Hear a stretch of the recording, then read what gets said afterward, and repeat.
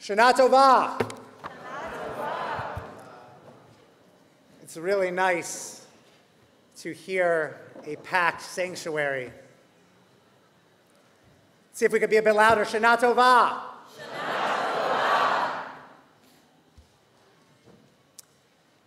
In the midst of the curse of the Bambino, an 86-year championship drought that Boston fans were convinced was caused by then Red Sox owners' trade of Babe Ruth to the Yankees to finance a failed musical. The 1978 Major League Baseball season ended with a tie for first place between the Boston Red Sox and the New York Yankees. That final tiebreaker game would be played to decide who went to the playoffs and who went home for the winter. And that game happened to fall on the first day of Rosh Hashanah, 5739. There are apocryphal stories of Jews throughout New England and the metropolitan New York area with transistor radios at shul, hiding the wires underneath their talitot. A rabbinic colleague of mine in Connecticut, smack in the middle of Yankees territory and Red Sox nation, shared that parts of his congregation would simultaneously groan and cheer. He thought it was something he said, until they were eventually unable to hide their earpieces any longer as Bucky Dent hit his now famous home run over the Green Monster, continuing that curse, leading to a Yankees win. More than my fascination with this game being a footnote in the most storied rivalry in sports is my fascination with sports fandom being so obsessed, so intense, that on the holiest day of the year, sanctuaries were less focused on who shall live and who shall die, more focused on who shall win and who shall lose. Anyone who knows me knows that I am an obsessed, die-hard Baltimore Orioles fan. Through thick, and lately a lot of thin, among the many framed family photos in our home, there's a picture of my 11-year-old daughter, Kayla, as a baby being held by Cal Ripken Jr. Whenever she asks which relative that is, we refer to him as Uncle Cal.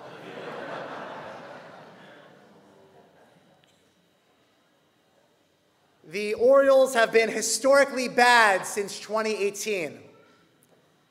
In those 3 full seasons until this year, have lost more games than any team in baseball history. Most sports pundits predicted that they would be even worse this year. ESPN's Buster Olney accused them of purposely tanking. And so, I was pleasantly surprised when they were competitive, still even fighting for a playoff spot in these final weeks of the season, even if their odds of making the postseason are quite slim. I won't be disappointed if they don't make the playoffs, because I thought they were going to be historically bad. So there's no need for me to have a transistor radio today during Musaf. No need to live stream the game during the Unetaneh Tokef. I'm content as a fan, pleasantly surprised when the team that was predicted to be the very worst was competitive until the final days of the season. Juxtapose that for a moment with those of you that might be Yankees fans. You see, Yankees fans expect a championship every season. And we're even calling for the firing of the manager when during the dog days of the summer, the team couldn't find a way to win after beginning the season at a historic winning pace. The night that they clinched their spot into the postseason, they complained that their pitching wasn't good enough. You see, fandom is really about expectations. When a team is expected to win, fans boo when their beloved franchise disappoints. But when expectations are low, we cheer at every chance we get. Legend has it that Solomon Schechter, the founder of United Synagogue and the second chancellor of the Jewish Theological Seminary, where I studied to become a rabbi, was speaking to a young Louis Ginsburg at the turn of the 20th century. Schechter looked at the young Russian-born Torah scholar of Lithuanian descent and told him, "You can't be a rabbi in America without understanding baseball." Ginsburg would go on to train rabbis for the next 50 years, so I hope he learned the game. It's impossible to really know what Schechter meant. Maybe he meant that baseball was as American at the time as apple pie, and to connect with the American Jewish community at the beginning of the 20th century meant that you needed to understand the fabric of American culture. But I think he was hinting at something greater, at expectations of American Jewish immigrants to succeed, at a fandom like faith against all odds. It wasn't just that Americans played the game of baseball at the beginning of the 20th century. Every industrial warehouse and factory had a team. Every kid played stickball in the street. It's that every American was a fan, obsessed with a game that they had no control over. But with an obsession over sport, society became more than simple observers. We found a way to make the most out of the experience. To this day, I am a superstitious fan. I wear a different Orioles baseball cap. If you ask my wife, Andrea, she'll tell you that I have far too many. And as long as they win, I keep wearing that same hat throughout the winning streak. To this day, I changed hats yesterday. Because the minute they lose, I switch to another hat, as if my choice in fashion will at home influence what 9 players did on the field across state lines. Even up close, fans in the stand believe that cheering loudly helps a hitter improve or it gets in a pitcher's head. It's a belief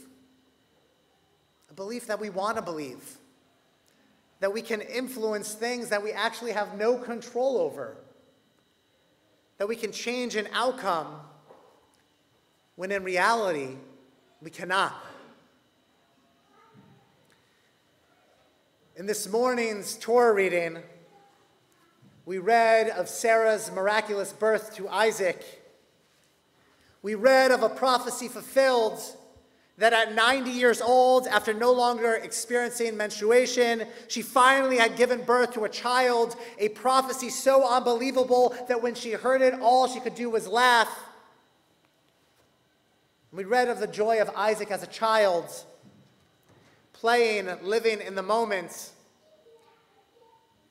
She sees Ishmael, the son that Abraham had with Hagar, playing with Isaac. And rather than reveling in the moment in their innocent fun, she was concerned about the future. concerned that one day Ishmael would be a recipient of Abraham's inheritance, to children playing together, oblivious to the challenges around them, enjoying the moment, enjoying life, and Sarah only concerned about the future, the end result, the destination. The powerful liturgical lines that we recite later, the lines of the Unetaneh Tokef, remind us that on Rosh Hashanah it is written and on Yom Kippur it is sealed, as if this High Holy Day season predicts all that will happen, so much that we cannot control. Kama ya'avrun v'chama yibare'un, who shall pass on and who shall be born? Mi yicheh mi yamut, who shall live and who shall die? Mi v'kitzo, mi lo v'kitzo, who shall live a full life and who shall leave this world far too soon? The shofar is sounded on this day of judgment, and we stand here prepared to accept our fate. No amount of cheers from the bleachers or wearing of replica regalia on repeat changes the outcome. But that isn't really what the Unetaneh Tokef is about. The liturgy concludes by telling us, Uteshuva, utefila, utedaka, ma'avarin et roa hagazera. We're not told that repentance and prayer and acts of justice change our fates. No amount of prayer can impact who shall live and who shall die. That isn't really what prayer is about. If we believe that prayer had the power to change our reality, then for most of us, we'd conclude that prayer has failed. Doesn't matter how long we sit here this morning and stand and bend and bow in the pews. It doesn't matter how loud we are or how much Hebrew we recite. There are aspects of our own lives and of this world that no amount of prayer can change. But in fact, that's not what the Unetaneh Tokef hints at. Rather, we say, Hama'avarin et roa hagazera, that prayer and repentance and acts of justice have the power to help us see things differently, to put things into perspective. We may not be able to change the destination, but we can surely impact the journey and find meaning in that journey. Think of those Red Sox fans who continue to cheer on their team for 86 years, never expecting a championship, always expecting that that curse would continue, but it was their team. During the Cubs' 108-year championship drought, fans sold out the bleachers even as they patiently waited until next year. Before they relocated to Los Angeles, Dodgers fans lovingly referred to their team as the alliterative Brooklyn Bums, rooting for them not because they would win, but because they were their team. Truthfully, if a sports fan expects a championship every season, they feel nothing but disappointment. So too, if we go through life expecting to fill our fingers with metaphorical World Series rings, our hands will be bare. And even if on occasion we get that elusive ring, if on occasion we feel a sense of calm among the chaos of life, the diamonds will feel anything but precious if we're waiting and waiting and expecting it. We don't need a ring to feel like a champion in our own story. And truthfully, as we look back on our actions and inactions throughout this past year, we may hardly be deserving of a ticker tape parade. But we also spend too much time during this season, too much time during the month of Elul, the month that just passed leading up to these holy days, obsessed with our misdeeds and our transgressions. When we focus too much on what we've done wrong, we stop enjoying life. We stop appreciating what we have gotten right. Our own cheshbon hanefesh, our own introspection, must include a highlight reel of sorts. For if we've learned anything from these challenging past few years, it's that we may never be crowned a champion no matter how hard we play, no matter how much we practice, but that shouldn't stop us from finding joy in every moment and from cheering for ourselves in the same way we do our beloved teams. These past years have taught us about survival. And so we turn through the pages of the High Holiday Machzor, made up of fragments of Jewish history, testimonies of our own people's survival, lasting legacies of our journey. But we did more than survive a pandemic.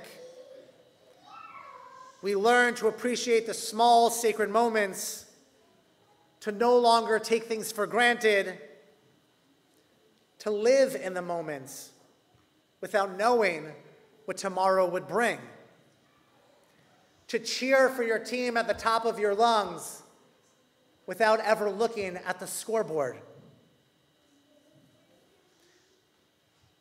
While we may spend time focused on being inscribed in the book of life for the year to come, the Talmud Yerushalmi focuses on how we will be judged in Olam Haba, in the afterlife, in the world to come. The Talmud teaches that we will not be judged in the world to come based on what we accomplished, based on how we succeeded, but rather on whether or not we enjoyed our days, on whether or not we made every day count. Rav taught that when we stand before the Almighty Judge on high on Yom Hadin, we receive a demerit on our ledger for all the blessings that our eyes could see that we failed to enjoy. I finally took my children to Camden Yards to their first Orioles game this summer. They loved it. Throughout the game, they had to keep looking at me, asking what the score was. Half the time, I'm not sure they knew which team we were rooting for. But they loved eating ice cream out of small plastic helmets. They loved the kids zone to see which one of them could throw a fastball faster. They loved hugging the mascot. They enjoyed the experience, could care less about the final score. They didn't have tunnel vision of a playoff chase or wonder what it would take to win the World Series. They enjoyed what they were doing in that moment. They enjoyed us doing it together. So if we take anything from these past few years, it's that we enjoy every moment, smile at every chance we get, for who knows what the outcome may be. We cannot focus on the future. We don't know what happens when there's a call to the bullpen. But we focus on now, for we may not be able to control what happens. But ma'avarin et roa hagazera, we can control how we experience what happens. My lifetime, I've never experienced an Orioles World Series championship. I know some of you are like, wow, I knew you were young. I didn't realize you were that young. I'm confident that one day it'll come, But being a fan is not about waiting for that championship season. It's about enjoying each win, especially when you least suspect it. Maybe we need to make our prayer experience like attending that baseball game. Well, the high holy days should hardly be a spectator sport. We definitely need more cheering, more reasons to celebrate ourselves and each other, maybe even ice cream in a small plastic helmet. Don't fret over the final score. Instead, search for joy in every moment. Just don't listen to the game during services. May this be a year filled with joy and opportunities to appreciate that joy. And even if we don't win it all, may there always be next season. Shana Tova.